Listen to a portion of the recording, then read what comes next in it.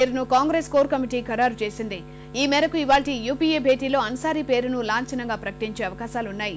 అటు ఎన్డీఏ కూటమి మాత్రం ఇంకా అభ్యర్థి ఎంపికపై దృష్టి సారించలేదు. రాష్ట్రపతి అభ్యర్థి ఎంపిక విషయంలో ఎదురైన అనుభవాల దృష్ట్యా ఉపరాష్ట్రపతి అభ్యర్థి విషయంలో మాత్రం ముందుగానే స్పష్టత ఇచ్చేందుకు సిద్ధమైంది.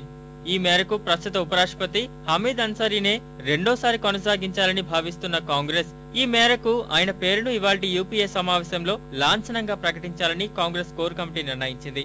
అధినేత్రి సోనియా గాంధీ అధ్యక్షతన జరిగిన సమావేశంలో ప్రధాని మన్మోహన్ సింగ్, రక్షణ మంత్రి యాంటోనీ, హోంమంత్రి చిదంబరం పాల్గొన్నారు.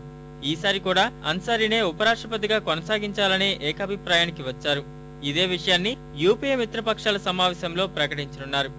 అటు రాష్ట్రపతి అభ్యర్థి ఎంపిక విషయంలో కాంగ్రెస్ కు షాక్ ఇచ్చిన తృణమూల్ కాంగ్రెస్ ఉపరాష్ట్రపతిగా అన్సారీ అభ్యర్థిత్వాన్ని తీవ్రంగా వ్యతిరేకిస్తోంది.